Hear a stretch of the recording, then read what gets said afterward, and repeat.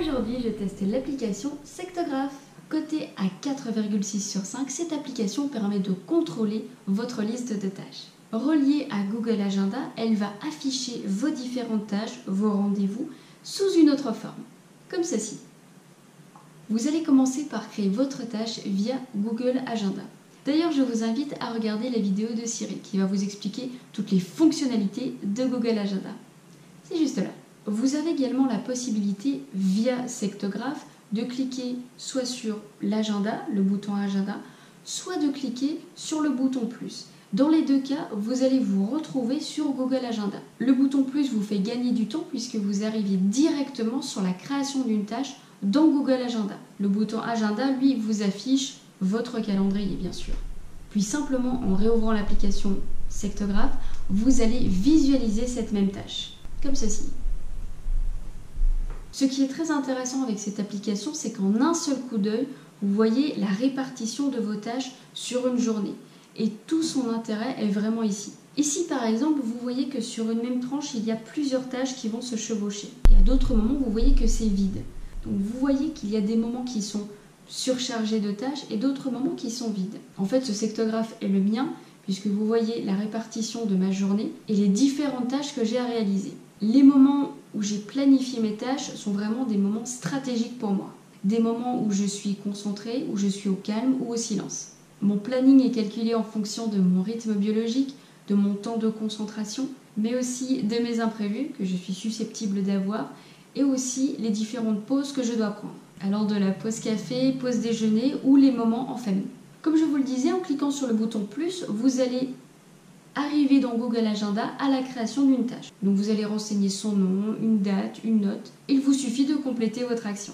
Le bouton calendrier vous permet d'arriver dans Google Agenda et de visualiser votre calendrier sur la journée, la semaine ou le mois, en fonction de ce que vous avez choisi.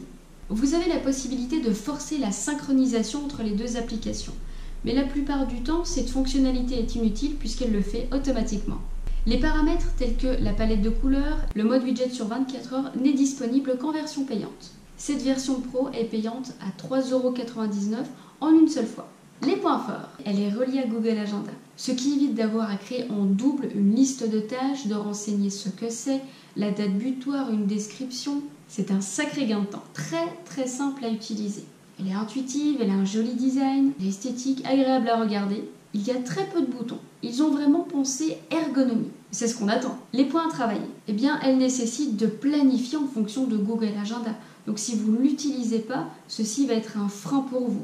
On pourrait voir la version pro comme un inconvénient puisqu'elle est payante. Mais vu la qualité de cette application et son petit prix, je trouve qu'elle vaut vraiment le coup.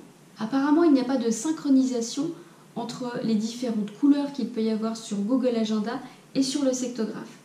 C'est-à-dire que si vous avez une couleur spécifique par tâche, eh bien cette couleur-là ne va pas se retrouver sur le sectographe. C'est vrai que s'il y avait une synchronisation des couleurs, elle ajouterait un super visuel, notamment sur la répartition des tâches sur une journée, mais en plus sur leur catégorie.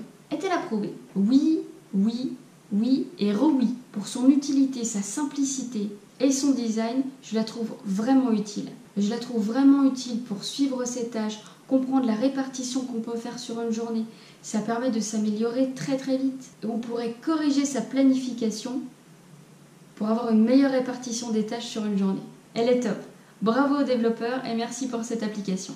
Vous avez compris, je vous la recommande. Pour en savoir plus sur la planification des tâches, regardez cette série de 4 vidéos qui se trouve juste en dessous dans la description. J'explique comment maîtriser votre temps, anticiper les imprévus, choisir le bon outil et apprendre à s'évaluer sans se dévaloriser. Cliquez juste en dessous et je vous envoie la première vidéo. Quant à moi, je vous retrouve lundi prochain pour une nouvelle application. Bonne semaine!